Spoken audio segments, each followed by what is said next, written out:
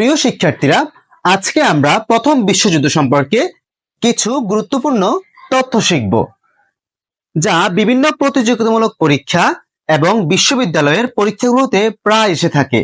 তাহলে চলো শুরু করি। প্রথম বিশ্বযুদ্ধ শুরু হয় 28 জুলাই 1914 সালে, যা ইউরোপে অনুষ্ঠিত হয়, এবং প্রথম বিশ্বযুদ্ধ শেষ হয় 11 নভেম্বর 1918 সালে। প্রথম বিশ্বযুদ্ধের কারণ ছিল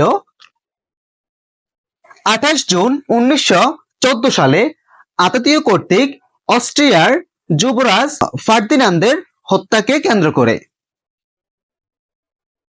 পক্ষ ছিল দুইটি, একটি হচ্ছে অক্ষশক্তি এবং অপরটি হচ্ছে মিত্রশক্তি।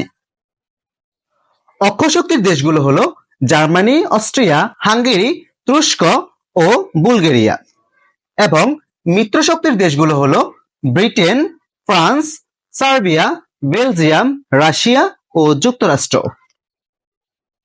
মিত্রবাহিনীর প্রধান ছিলেন জেনারেল চপ। বিজয় লাভ করে মিত্রশক্তি, অর্থাৎ Britain, France, Serbia, Belgium, Russia ও যুক্তরাষ্ট্র। যুদ্ধ শেষ হয় ভার্সাই চুক্তির মাধ্যমে। এই ভার্সাই চুক্তিটা আমাদের প্রায় পরীক্ষায় এসে থাকে।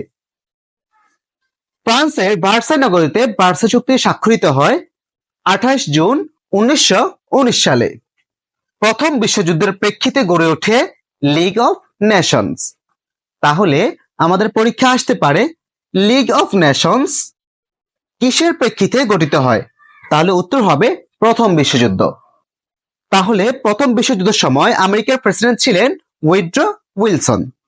তো প্রিয় শিক্ষার্থীরা, আমাদের প্রথম বিশ্বযুদ্ধ সম্পর্কে প্রায় প্রত্যেক প্রতিযোগিতামূলক পরীক্ষা এসে থাকে। তোমরা এই টপিকটা যদি ভালো করে পড়তে পারো, তাহলে অবশ্যই তোমাদের পরীক্ষায় 1 নাম্বার কমন পাবে। তাহলে আজকের ক্লাস এই পর্যন্তই। ভিডিওটি ভালো লাগলে অবশ্যই বন্ধুদের সাথে শেয়ার করতে ভুলবে না, এবং পরবর্তীতে তোমরা কি ভিডিও চাও তা আমাদেরকে কমেন্ট করে জানিয়ে দাও। তাহলে আজকের ক্লাস এই পর্যন্তই। আল্লাহ হাফেজ।